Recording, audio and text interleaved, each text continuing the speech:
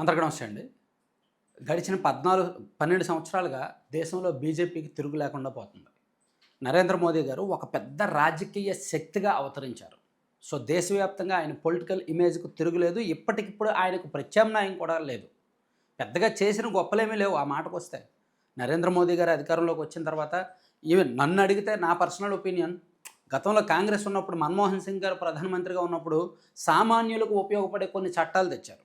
So, Narendra Modi గారు ప్రధానమంత్రి అయిన తర్వాత సామాన్యులకు వనగూరేవేమి లేవు. ఇప్పుడు తెచ్చారు, యూసీసీ తీసుకొచ్చారు, ఆర్టికల్ 370 రద్దన్నారు.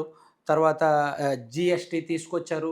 అండ్ కొన్ని సంస్కరణలు చేశారు. పెద్ద నోట్లు రద్దు చేశారు.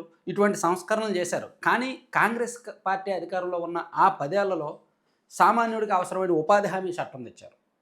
చట్టం చేశారు ఉపాధి హామీని. అంతకుముందు పనికి ఉపాధి హామీ పనికి ఆహార పథకం అని ఉండేది. దాన్ని చట్టంగా మార్చింది కాంగ్రెస్ ప్రభుత్వం. అలాగే విద్యా హక్కు చట్టం తెచ్చారు. ఎంత గొప్ప చట్టం తెలుసా విద్యా హక్కు చట్టం? అలాగే సమాచార హక్కు చట్టం తీసుకొచ్చారు. సామాన్యుడు ఏదైనా సమాచారం అడిగితే ఖచ్చితంగా ఇవ్వాల్సిందని. ఇలా మంచి మంచి చట్టాలన్నీ కాంగ్రెస్ గవర్నమెంట్ ఉన్నప్పుడు వచ్చాయి. ఆఫ్‌కోర్స్ అప్పుడు ఉన్నప్పుడు జరిగిన అవినీతి, విపరీతమైన అవినీతి అండ్ విపరీతమైన గాంధీ ఫ్యామిలీస్, ఈ రాహుల్ గాంధీ, సోనియా గాంధీ ఎక్కువ పెత్తనం అవ్వడం అండ్ రాబర్ట్ వాద్రా అవినీతి, ఇలా స్కాముల కారణంగా కాంగ్రెస్ కుప్పకూలింది. ఆ తర్వాత బీజేపీ అధికారంలోకి వచ్చాక ఒక సంతోషించాల్సిన విషయం ఏంటంటే పెద్ద స్కామ్స్ ఏమీ లేవు. గత కాంగ్రెస్‌తో పోలిస్తే పెద్ద స్కామ్స్ ఏమీ లేవు. అలాగని సామాన్యుడికి ఉపయోగపడే చట్టాలు కూడా లేవు. అయితే కానీ నరేంద్ర మోదీ గారికి ప్రస్తుతం దేశంలో తిరుగులేదు. ఇప్పటికిప్పుడు ఆయనకు ప్రత్యామ్నాయం కూడా లేదు. ఆయన అధికారంలోకి వచ్చిన తర్వాత ఈ 12 ఏళ్లలో కొత్తగా బీజేపీ 9 రాష్ట్రాల్లో అధికారంలోకి వచ్చింది.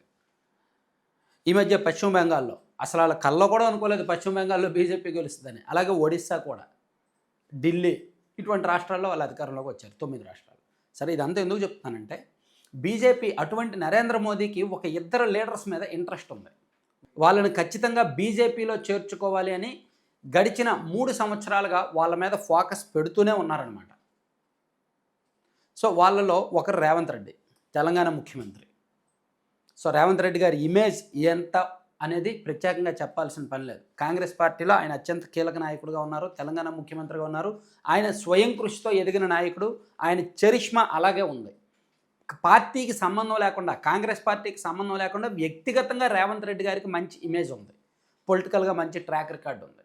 సో, ఆయన కనుక బీజేపీలో చేరితే అసలు సౌత్ ఇండియాలో బీజేపీకి తిరుగు ఉండదు అనే ఆలోచనలో ఉన్నారు. ముఖ్యంగా తెలుగు రాష్ట్రాల్లో బీజేపీకి తిరుగు ఉండదు అనే ఆలోచనలో నరేంద్ర మోదీ గారు ఉన్నారు. అలాగే రేవంత్ రెడ్డితో పాటు డీకే శివకుమార్, కర్ణాటక ఉప ముఖ్యమంత్రి, ఆయన్ను కూడా బీజేపీలో చేర్చుకోవాలి అని నరేంద్ర మోదీ గారు చాలా ట్రై చేస్తున్నారు. వీళ్ళిద్దరి మీద చాలా ఇంట్రెస్ట్ పెట్టారు. ఎందుకంటే డీకే శివకుమార్ కాంగ్రెస్ పార్టీకి కీలకమైన వెన్నెముక సౌత్ ఇండియాలో. రేవంత్ రెడ్డి అండ్ డీకే శివకుమార్ వీళ్ళిద్దరు కూడా అత్యంత కీలకమైన నాయకులు.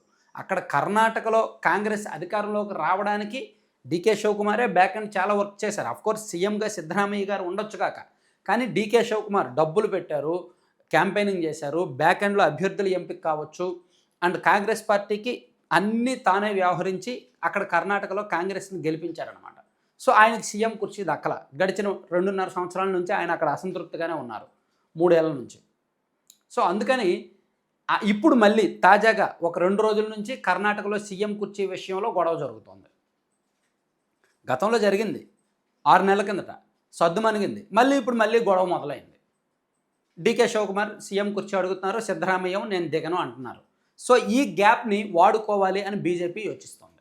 సో, అందుకు డీకే శివకుమార్ అండ్ రేవంత్ రెడ్డి వీళ్ళిద్దరిని బీజేపీలో చేర్చుకోవాలని బీజేపీలో పెద్ద స్థాయిలో పెద్ద లాబింగ్లు జరుగుతున్నాయి, చర్చలు జరుగుతున్నాయి. సో, వీళ్ళిద్దరితో అనేక దఫాలుగా చర్చించారు.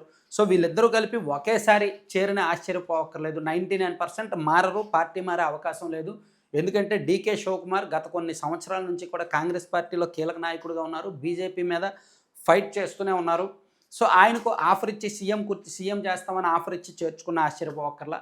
అండ్ రేవంత్ రెడ్డి గారికి కూడా మేబీ ఏదైనా జరగవచ్చు. రాజకీయాల్లో ఎప్పుడూ శాశ్వత మిత్రులు, శాశ్వత శత్రువులు ఉండరు కాబట్టి వీళ్ళిద్దరి మీద బీజేపీ పెద్దల ఫోకస్ ఉంది కాబట్టి నయానో, భయోనో, బెదిరించో, భయపెట్టో, బతిమాలో ఏదో ఒకటి చేసి చేర్చుకోవడానికైతే ప్రయత్నిస్తున్నారు. సో, ఒక 1 ఇయర్ తర్వాత ఈ సంచలనాలు 99% వీళ్ళు చేరరు.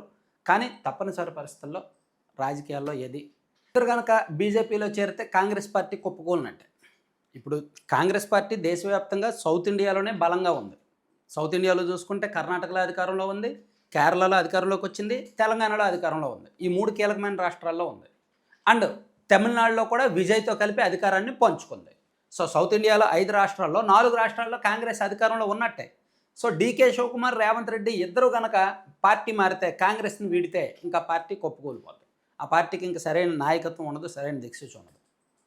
అందుకే ఆ పార్టీ కూడా జాగ్రత్తగానే ఉంటున్నారు. వీళ్ళిద్దరూ చేజారకుండా చాలా జాగ్రత్తగా చూసుకుంటున్నారనమాట. Thank you.